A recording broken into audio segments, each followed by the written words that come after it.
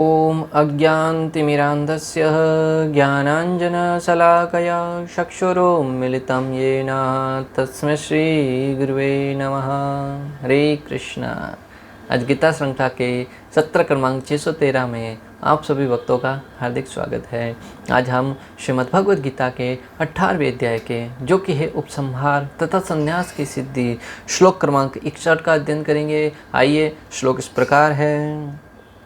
ईश्वरः सर्वभूतानां हृदयेषु अर्जुन तिष्ठति ब्राह्म्यन् सर्वभूतानि यंत्र आरूढ़ानि मायया।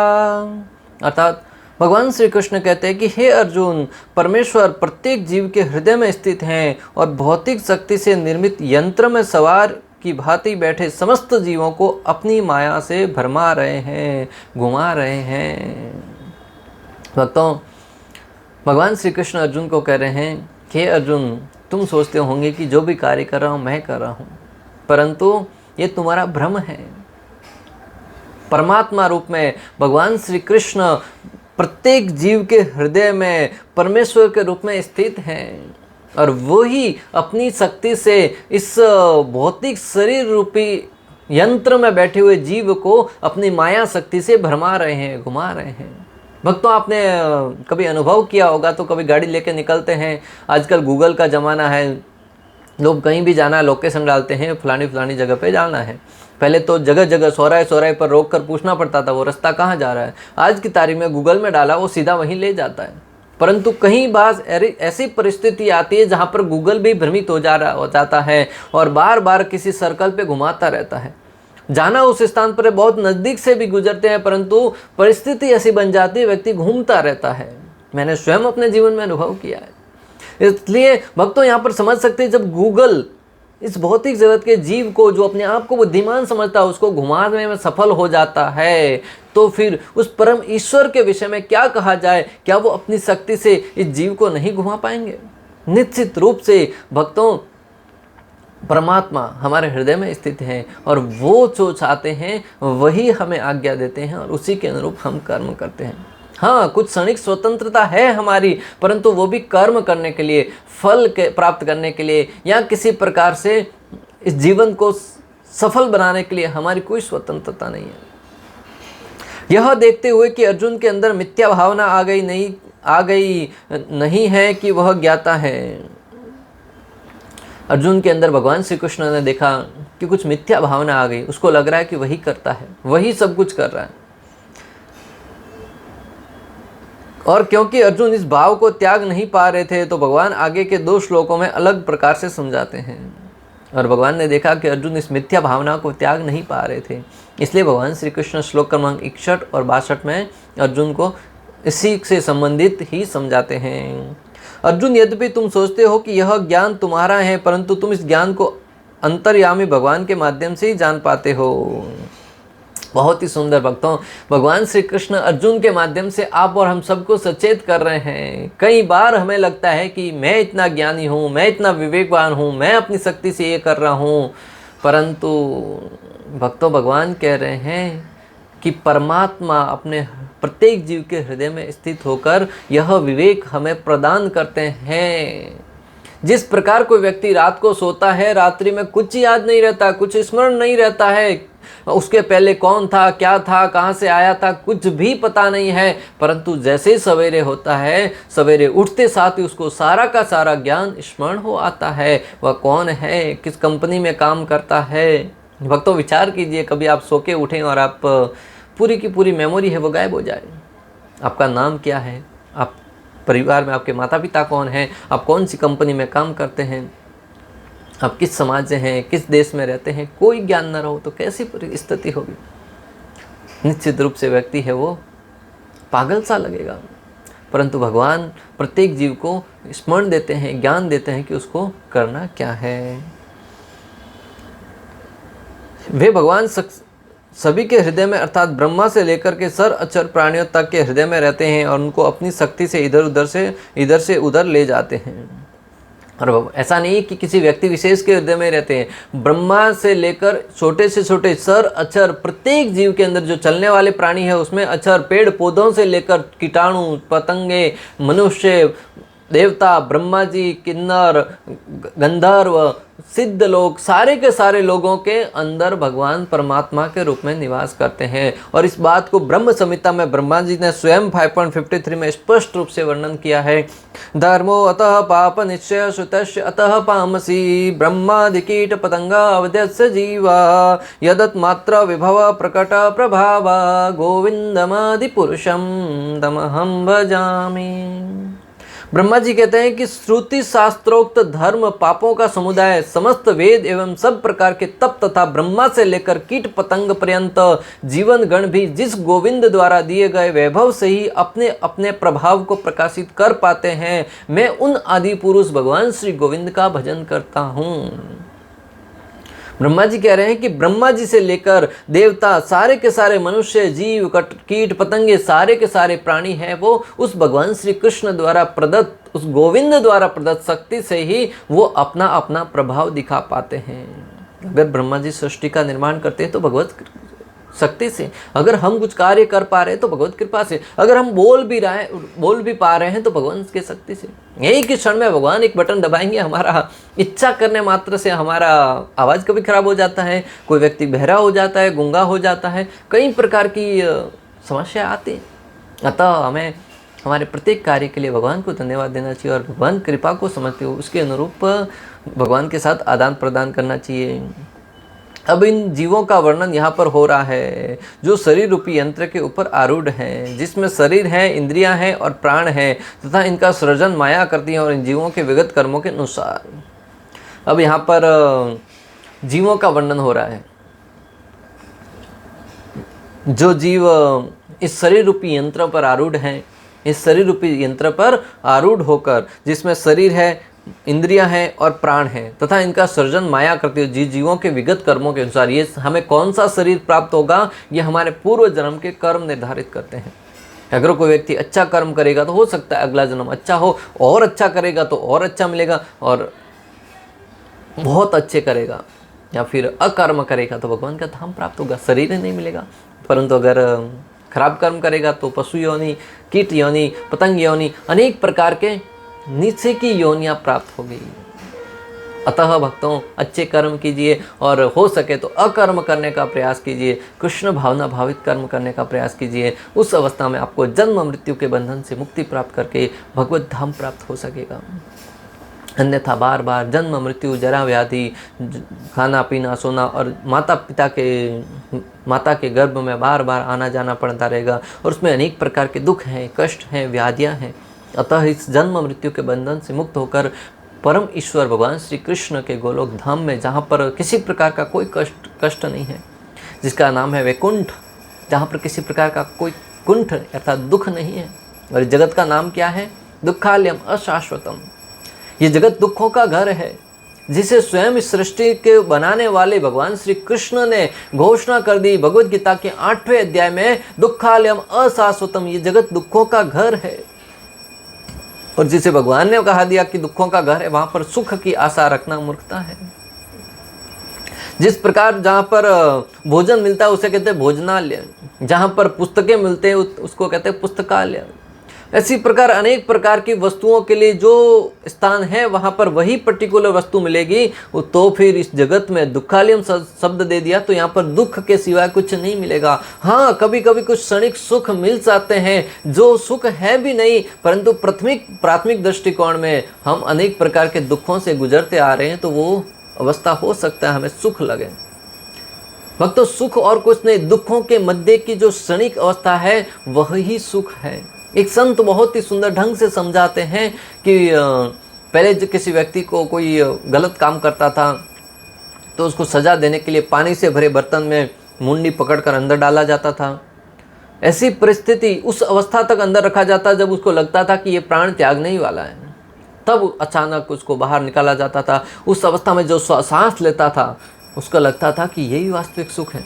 हालांकि प्रतिदिन श्वास ले रहा था, परंतु उस समय जो पानी में रखा गया उसके बाद एक क्षण के लिए जो बाहर निकाला, उस समय उसने जो श्वास ली और उसमें जो आनंद आया उसको लगा यही जीवन का वास्तविक आनंद है। और भक्तों, मैं आपको जो बताना चाह रहा हूँ, इस जगत में प्राय हमें सुख की अनुभूति होती है, वह वही प्रक्रिया है।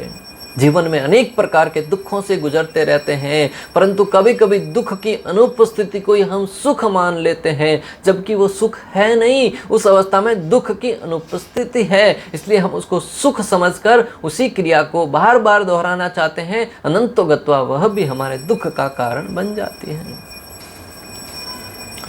यहाँ पर एक उपमा दी जा रही है कि जिस प्रकार से कठपुतली को चलाने वाला कठपुतलियों को एक लकड़ी रखकर और धागों से उनका नियंत्रण करता है, उसी प्रकार से भगवान विभिन्न जीवों को विभिन्न कार्यों में नियोजित करते हैं। भगवान श्री कृष्ण जिस प्रकार एक कठपुतली वाला अपने हाथों में कुछ लकड़ी के टुकड़े लेते और उसको उंगलियों के माध्यम से, उस रस्सी के माध्यम से कठपुतली को जिस प्रकार नचाता है। प्रथम दृष्टि में हमें जब बच्चे थे, छोटे थे, गांव में रहते थे, तभी ऐसे कठपुतली वाले अनेक लोग आते थे, तभी लगता था कितना सुंदर नृत्य कर रही है कठपुतली, बेजान होकर भी ऐसा नृत्य कर रहे। परंतु जैसे जैसे बड़े हुए तब समझने लगा कि ये तो एक उनको नचाने वाला है और वो अपनी उंगलियों से नचा रहा है।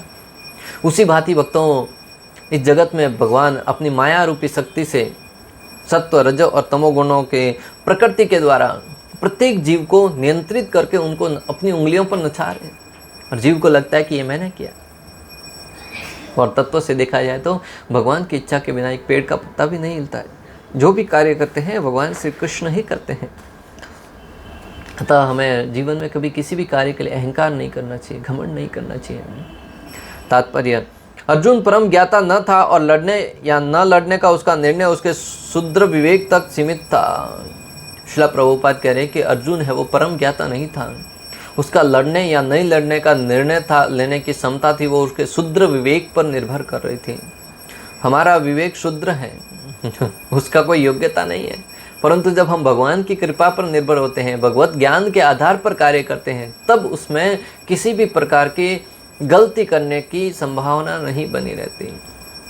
कुरुक्षेत्र में अर्जुन पहले के भगवद गीता में प्रथम अध्याय में बार बार कह रहा था भगवान मैं युद्ध नहीं करना चाहता, और अनेक धार्मिक आधार भी सामने रख रहा था। प्राथमिक दृष्टिकोण में हम जब उसको सुनेंगे तो स्वाभाविक हमें भी लगेगा कि अर्जुन कितना बुद्धिमान है, कितना विवेकवान है, कितना ज्ञानी है, जो एक एक तर्क रख रहा है भगवान के सामने कि मैं युद्ध क्यों नहीं करना चाहता। मेरे सामने अपने संबंधीगण है, मेरे सामने वरिष्ठ जन हैं, मेरे सामने गुरुजन हैं, और इन सब को मानने से क्या लाभ होगा। अनेक लोगों की मृत्यु होगी और उसमें अनेक माताएं विधवा हो जाएगी, अनेक पुत्र हैं वो पिताहीन हो जाएंगे, समाज में वर्ण संकर फैल जाएगा। इस प्रकार से मैं समस्त समाज में उत्पात बनाने का कारण मैं बनूंगा। अतः अगर मेरे अकेले के इस युद्ध में सम्मिलित नहीं होने से अगर ये इतनी बड़ी विपदा टल सकती है तो मैं क्यों युद्ध करूं। अतः भगवान मैं वन में जाकर तपस्या कर लूंगा, भिक्षा मांगकर जीवन निर्वाहन कर लूंगा, परंतु युद्ध नहीं करूंगा। क्यों? हमें तो लगता था अर्जुन बुद्धिमान है, परंतु भगवान ने एक क्षण में अर्जुन के सारे तर्कों का खंडन करके कह दिया, अर्जुन तुम बातें तो बड़े ज्ञानियों वाली कर रहे हो, विवेक वाली कर रहे हो, तुम्हें लगता है कि तुम बुद्धिमान हो, परंतु ये तुम्हारे तर्क हैं वो बहुत ही सामान्य है, ये अज्ञानता को दर्शा रहे हैं। उस अवस्था में अर्जुन ने जब भगवान श्री कृष्ण की शरणागति स्वीकार करी, प्रेरणा, हे भगवान मैं अपनी कर्पण दुर्बलता के कारण मैं अपना विवेक खो चुका हूँ, मैं जान नहीं पा रहा हूँ कि मेरे लिए क्या सही और क्या गलत है। अतः मैं आपकी शरण में आया हूँ और आपसे निवेदन कर रहा हूँ कि आप मेरे लिए वह ज्ञान, वह मार्ग प्रशस्त कीजिए जिससे मैं जान सकूँ कि मेरे लिए क्या करना है और क्या नहीं करना है। इतने देर तक भगवान का सखा बनकर बैठा था, अभी जब गुरु के रूप में भगवान को स्वीकार किया तब जाकर भगवान ने श्रीमद् भगवद गीता का ज्ञान अर्जुन प्रदान किया। और अनंतो गत्वा वही अर्जुन खड़ा होकर बोलता है, बोलो कृष्ण किसको मानना है। और उस अर्जुन के द्वारा भगवान ने संपूर्ण विश्व में धर्म की स्थापना करी, अधर्म का विनाश किया, अधर्मियों का नाश किया, और युधिष्ठिर महाराज को एक राजा के रूप में स्थापित करके धर्म राज्य की स्थापना करी। अतः भक्तों में भगवान भगवत ज्ञान के ऊपर आधारित होकर भगवत गीता के अनुसार जीवन में कार्य करते हुए हमारे जीवन में जो भी घटना घटती है, संकट आते हैं, कष्ट आते हैं, उसको भगवत ज्ञान के आधार पर निवारण करने का प्रयास करें। निश्चित रूप से धर्म की विजय होगी। धर्म को सताया जा सकता है परंतु पराजित नहीं किया जा सकता। पांडवों को अनेक प्रकार के सताने का प्रयास किया गया, कुछ हद तक दुर्योधन सफल भी रहा, परंतु अनंतो गत्वा दुर्योधन जैसे पापियों का सर्वनाश हुआ और पांडवों जैसे धर्मियों का, सनातनियों का विजय हुई और वो जीवन में आज भी जब उनका नाम लिया जाता है बड़े गर्व के साथ लिया जाता है, और दुर्योधन का नाम लिया जाता है घृणित नज़रों से लिया जाता है। भगवान कृष्ण ने उपदेश दिया है कि जीवात्मा व्यक्ति ही सर्वेसर्वा नहीं है। भगवान या स्वयं कृष्ण अंतर्यामी परमात्मा रूप में हृदय में स्थित होकर जीव को निर्देश देते हैं।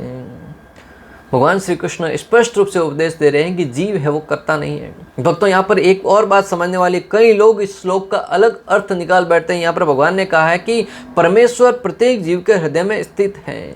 इस शब्द को वो तोड़ मरोड़ कर पेश करते हैं और तर्क के रूप में देते हैं कि देखो यहाँ पर कृष्ण क्या कह रहे हैं। कृष्ण कह रहे हैं कि परमेश्वर प्रत्येक जीव के हृदय में स्थित है, अर्थात कृष्ण नहीं है भगवान, ये किसी और परमेश्वर के बारे में कह रहे हैं। ये एक भगवान यहाँ पर अर्जुन को विश्वास बंधाने के लिए एक तरीका होता है ऐसा बोलने का, उसके माध्यम से कह रहे हैं। और उन्हीं को, उन मूर्खों को वही ज्ञान कहो कि इसी क्रम में ये 61वां श्लोक है, श्लोक क्रमांक 18.66 में जब भगवान श्री कृष्ण कहते हैं सर्वधर्मान परित्यज्य माम एक शरणं व्रज, कि सारे धर्मों का त्याग करके मुझ श्री कृष्ण के शरण में आ जाओ, तो वहाँ पे ईश्वर नहीं कह रहे क्या? तभी भी कहते हैं कि अंदर बैठा हुआ कोई और बोल रहा है। इनका दोगलापन तो देखिए। यहाँ पर जब श्री कृष्ण कह रहे हैं कि प्रत्येक जीव के हृदय में परमात्मा रूप में भगवान है, परमेश्वर ईश्वर है वो स्थित है, तब कहते हैं कि ये कृष्ण नहीं बोल रहे, कोई ये कृष्ण किसी और ईश्वर के बारे में बात कर रहे हो। जब श्री कृष्ण कहते हैं कि सारे धर्मों को त्याग कर मेरी शरण में आओ, तब भी उसको स्वीकार नहीं करना चाहते, अर्थात वो विवेकहीन है और किसी भी बात को तोड़ मरोड़ कर पेश करना चाहते हैं। अतः ऐसे लोगों की शरण में मत जाइए जो स्वयं को तो अपने आप को गड्ढे में डाल ही रहे हैं और दूसरों को मार्गदर्शन करके उनको भी गड्ढे में डालेंगे। जिस प्रकार एक अंधा व्यक्ति अगर सारे के सारे समाज का नेतृत्व करेगा, स्वयं तो खड्डे में गिरेगा, बाकी लोगों को भी ले मरेगा। अतः गुरु बनाने से पूर्व अपने गुरु का अच्छे से परीक्षा ले लें, निरीक्षण करें, क्या ये गुरु मुझे इस जन्म मृत्यु के बंधन से मुक्त कराने में योग्यता रखता है कि नहीं, उसके बाद ही किसी की शरणागति स्वीकार करें। भगवान या स्वयं कृष्ण अंतर्यामी परमात्मा रूप में हृदय में स्थित होकर जीव को निर्देश देते हैं। शरीर परिवर्तन होते ही जीव अपने विगत कर्मों को भूल जाता है, लेकिन परमात्मा जो भूत, वर्तमान तथा भविष्य का ज्ञाता है, उसके समस्त कार्यों का साक्षी रहता है। जैसे हमारा शरीर परिवर्तित होता है, हम भूल जाते हैं कि पूर्व जन्म में कौन थे। अरे शरीर परिवर्तन तो छोड़ो, इस जन्म में ही लोग भूल जाते हैं, कल क्या खाया था, परसों क्या किया था, बचपन में क्या। आप अपने विचार करके देखिए, प्रथम क्लास में आपको कितना नंबर आया था, 6ठी क्लास में आपको कितना नंबर आया था, स्मरण है? नहीं है, भूल जाते हैं। तो फिर पूर्व जन्म की तो बात ही क्या करें। अर्जुन भी भगवान से कह रहा था, अरे भगवान तुम कह रहे हो कि ये भगवत गीता का ज्ञान मैंने बहुत जन्म पहले दिया है, तुम तो अभी मेरे सामने हुए हो और मेरा जन्म अभी हुआ है, तो फिर ये ज्ञान पहले हजारों वर्ष पहले सूर्यदेव को कैसे दिया? तो भगवान श्री कृष्ण कहते हैं कि अर्जुन, तुम्हारे और मेरे अनेक प्रकार से इस धरा पर प्रकट होने के साक्ष्य हैं। तुम जीव होने के नाते तुम्हें उस किसी का भी स्मरण नहीं है, परंतु मैं ईश्वर हूँ, मैं भगवान हूँ, अतः मुझे सारा का सारा स्मरण है। भगवान है वो भूत, वर्तमान तथा भविष्य सबके ज्ञाता है। जीव है वो भूल जाता है, और जीव भूल जाता है इसमें ही अच्छा ही है, क्योंकि कई लोग पूर्व जन्म में हो सकता है गलत कार्य कर रहे हो और इस जन्म में मालूम पड़े कि वो सुअर था, कुछ गंदी नाली में खा रहा था, तो क्या जीवन में ठीक से रह पाएगा? नहीं रह पाएगा। अतः जीवों के सभी कार्यों का संचालन इसी परमात्मा द्वारा होता है। जीव जितना योग्य होता है उतना ही पाता है और उस भौतिक शरीर द्वारा वहन किया जाता है जो परमात्मा के निर्देशन में भौतिक शक्ति द्वारा उत्पन्न किया जाता है। जीव जितना योग्यता रखता है उसको उतना ही कार्यभार सौंपा जाता है। जिस प्रकार किसी कंपनी में कार्य करने वाले अनेक लोग होते हैं, उसमें से कोई मैनेजर होता है, कोई चपरासी होता है, कोई मध्य का कार्यरत होता है, सबको अलग अलग क्यों डिपार्टमेंट दिए जाते हैं? जबकि सब लोग मनुष्य हैं, सबके 2 हाथ है, 2 पाँव है, 2 आँखें हैं, सब प्रकार का शरीर का बनावटी वैसा ही, फिर क्यों अलग अलग तरीके से क्यों बांटा जाता है? क्योंकि योग्यता के आधार पर जिसको अधिक विवेक होगा, अधिक ज्ञानी होगा, उसको मैनेजर बनाया जाएगा। जो विवेकहीन है, अज्ञानी है, उसको चपरासी की नौकरी दी जाएगी। किसी को क्लर्क की, किसी को कुछ। उसी भांति भगवान योग्यता के अनुरूप आपने कर्म कैसे किए हैं उसके अनुसार ब्राह्मण, क्षत्रिय, वैश्य, शूद्र या फिर मनुष्य, पशु, पेड़ पौधे, अनेक प्रकार के कीट, उन सब के आधार पर उनको ऐसा शरीर प्रदान किया जाता है। अतः हमारा कर्तव्य बनता है कि हम अपनी योग्यता कैसे विकसित करते हैं, उसके अनुरूप हमें अगला जन्म प्राप्त होगा।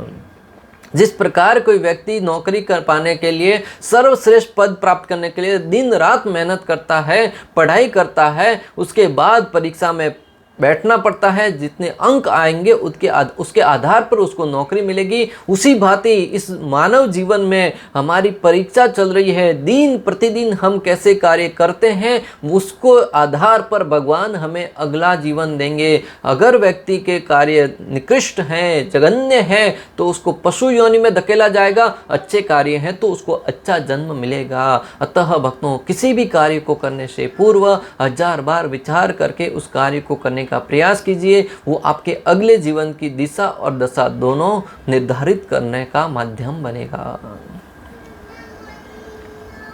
जो परमात्मा के निर्देशन में भौतिक शरीर द्वारा उत्पन्न किया जाता है, ज्यों ही जीव की किसी विशेष प्रकार के शरीर में स्थापित कर दिया जाता है, वह शारीरिक अवस्था के अंतर्गत कार्य करना प्रारंभ कर देता है।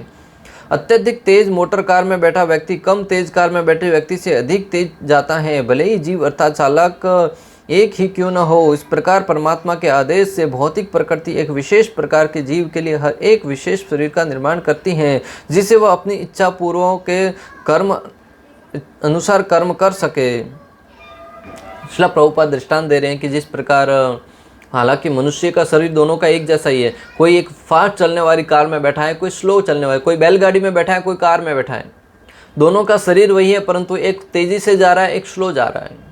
इसी प्रकार किसी व्यक्ति को मनुष्य का शरीर मिला है, किसी जीव को पशु का शरीर मिला है। दोनों के अंदर जीव है, आत्मा है, परमात्मा है, परंतु उनके कार्य करने की शैली भिन्न है। मनुष्य है वो विचार कर सकता है, बुद्धि है, सचेत है, भक्ति कर सकता है, पशु है वह नहीं कर सकता है।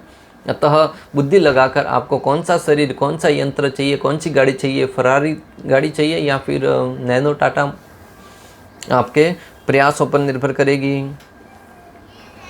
जीव स्वतंत्र नहीं होता। मनुष्य को यह नहीं सोचना चाहिए कि वह भगवान से स्वतंत्र है। व्यक्ति तो सदैव भगवान के नियंत्रण में रहता है, अतः उसका कर्तव्य है कि वह शरणागत हो, और अगले श्लोक का यही आदेश है।